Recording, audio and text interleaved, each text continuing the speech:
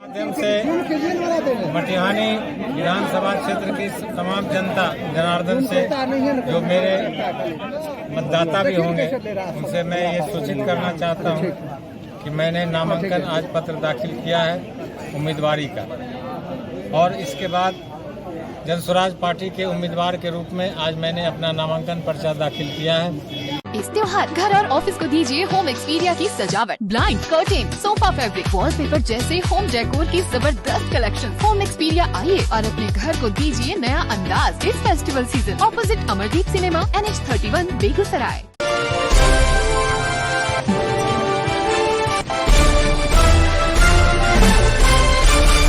बिहार विधानसभा आम चुनाव 2025 के प्रथम चरण के तहत बेगूसराय के सभी 7 विधानसभा का चुनाव आहूत है और इसके लिए नाम निर्देशन की प्रक्रिया तो 10 अक्टूबर से ही प्रारंभ हो गई थी, लेकिन 5 दिनों में एक भी नॉमिनेशन नहीं किया गया।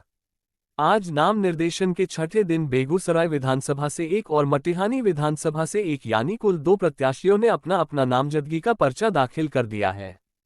सबसे पहले SUCI कम्युनिस्ट पार्टी की ओर से गौतम कुमार ने 146 बेगूसराय सीट के लिए नॉमिनेशन किया है, जिसके बाद 144 मटिहानी सीट के लिए जन स्वराज पार्टी के सिंबल पर डॉक्टर अरुण कुमार ने जिला उप निर्वाचन पदाधिकारी के समक्ष नॉमिनेशन किया।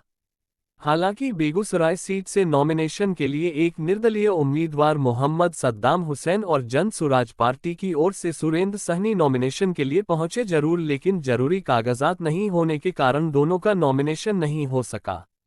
क्षेत्र संख्या 144 मटिहानी विधानसभा से नाम निर्देशन के लिए अपने समर्थकों के साथ निर्वाची पदाधिकारी के समक्ष पहुंचे रामदिरी लवहरचक निवासी और पेशे से चिकित्सक डॉक्टर अरुण कुमार ने जन स्वराज पार्टी के सिंबल पर अपना नामांकन पर्चा दाखिल।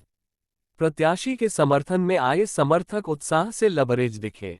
मीडिया से बात करते हुए जन स्वराज उम्मीदवार ने कहा कि जनता का आशीर्वाद मिला तो सबसे पहले मटिहानी विधानसभा में शिक्षा और स्वास्थ्य पर कार्य किया जाएगा।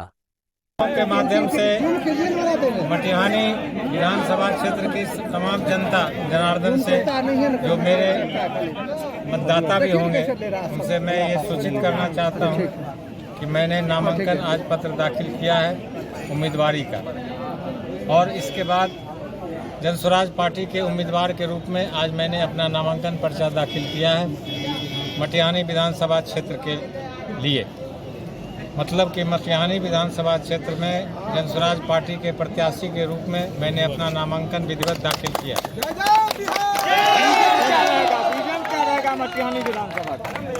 जैसा मैं पहले भी आपसे कह चुका हूँ कि हमारी पार्टी का मानना है कि अब बदलाव की जरूरत है।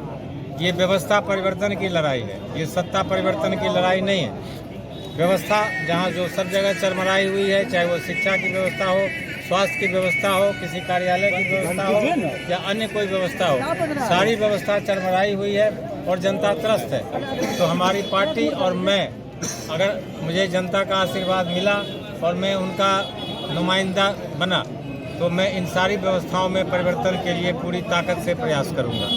दूसरी बात, जो डेवलपमेंट की बात है, तो मेरी पार्टी का भी और मेरे नेता प्रशांत किशोर का भी ये विजन है कि शिक्षा सबसे पहले, तो सबों को शिक्षा और गुणवत्तापूर्ण शिक्षा की बात है।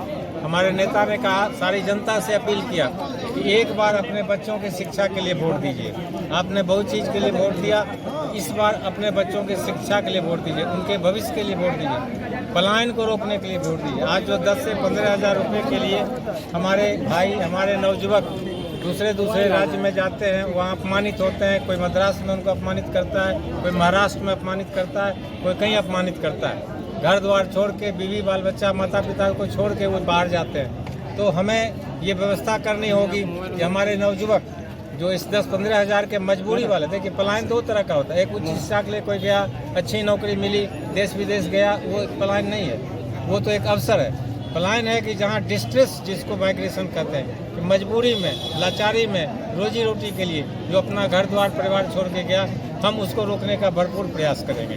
क्षेत्र संख्या 146 बेगूसराय विधानसभा से नामजदगी का पर्चा दाखिल करने के बाद SUCI कम्युनिस्ट पार्टी के उम्मीदवार गौतम कुमार ने मीडिया बाइट में कहा कि वर्षों से दलित, शोषित और पीड़ितों की आवाज को चाहे वही एनडीए की सरकार हो या महागठबंधन की सरकार, दोनों ने दबाने की कोशिश की है। उन दलित, शोषित और पीड़ितों की आवाज बनने के लिए चुनाव मैदान में उतरा हूँ। एसयूसीआई कम्युनिस्ट पार्टी एक मेहनत वर्ग और मजदूरों की पार्टी है, जो हमेशा मजदूर किसान के लिए और युवाओं के लिए और स्टूडेंट के लिए काम करते रहती है, हमेशा आंदोलन में रहती है। और एक तरफ देखिएगा कि एनडीए गठबंधन और महागठबंधन जो इंडिया गठबंधन है, वो लोग 1952 से किसी तरह सत्ता में रहते हैं और देश को लूटने खसोड़ने का काम किए हैं और आज तक किसी का, गरीबों का समस्याओं का हल नहीं कर पाया, आम जनताओं का। और वो देखिएगा 1952 से चुनाव है सो वो पूंजीपतियों को हितैषी वर्ग के लिए काम करते हैं और है जो हम लोग इसमें जीत के आएंगे और हम लोगों के मुद्दाओं को लेके, समस्याओं को लेके हम लोग उनके हल करेंगे सवालों को। और है सो स्वास्थ्य व्यवस्था जो लचर है, भ्रष्टाचार है, उसमें हम लोग काम करेंगे।